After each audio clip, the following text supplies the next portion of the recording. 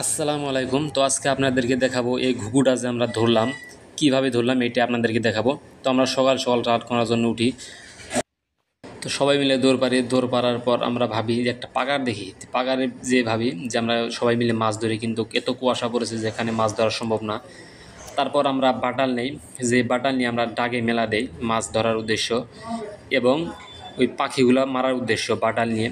তো এখানে দেখি অনেক মানুষ এসে সার দিয়ে, আর সারগুনা কিন্তু দেখার মতো একদম চিনির মতো হয়ে গেছে, যেটা দেখলে মানুষ ভাববে একদম চিনি।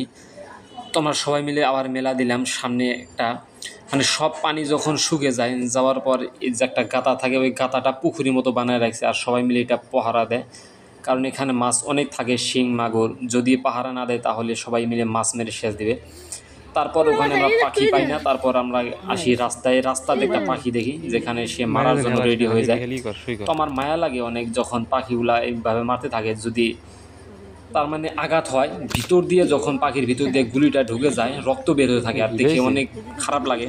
যাই আমি এই ভিডিওটা আমি করি না, তাকে মোবাইল দিয়ে যে বাড়িতে গিয়ে ভিডিও কর, আর এখানে মানুষের বাড়িতে গিয়ে ভিডিও করাটা অনেক একটা মানে খুব খারাপ কথা। যদিও আমি বড় হয়ে গেছি, তার জন্য তাকে দিলাম যে যা তুই ভিডিওটা করে নিয়ে আসি। তো তারপর সে ভিডিও করার জন্য যায়, যাওয়ার পর এখানে মাছ পায় না। আর যদি দেখলেন দৃশ্যটা দেখে অনেক ভালো লাগলো, সিনটা দেখতে পাচ্ছেন গ্রামের এইভাবে, এটাই ছবি।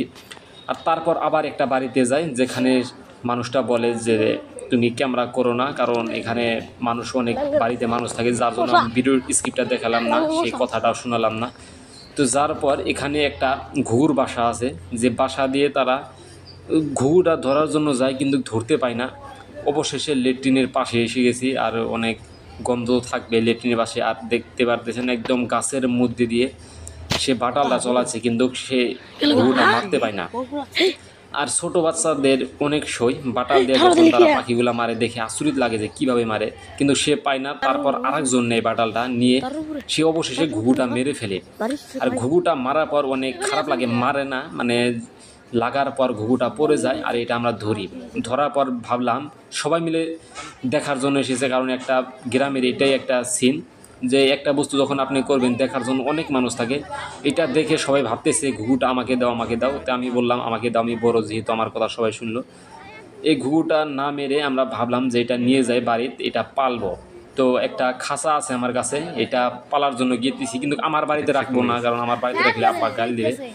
আর এটা মাদ্রাসার ছাত্র দেখে বললো আমাকে দাও, আমি যোগ করে খেয়ে দিই, কিন্তু আমি তাদেরকে দেই না।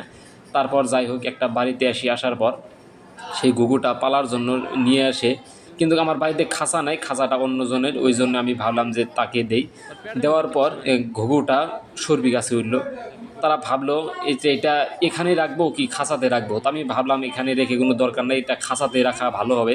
তো খাঁচা রেডি হয়ে গেছে। তো খাঁচাতে রাখার একটাই উদ্দেশ্য যে যাতে ঘুঘুটা যেতে না পারে, কিন্তু এখানে পাড়াপাড়ি লাগাইছে সবাই যে আমাকে দাও আমাকে দাও। আমি বললাম দরকার নাই, এখানে থাক, তোমরা নিয়ে থাকো, আর আমি কিছুদিন পর এটা ঘুঘুটা নিয়ে যাব। কিন্তু পরের দিন আমি তাদের সাথে যাই না, তারপর দেখি তারা একটা ঘুঘু ধরে নিয়ে এসেছে, একদম জবো করে নিয়ে এসেছে খাওয়ার জন্য, কিন্তু এটা আমি যাই।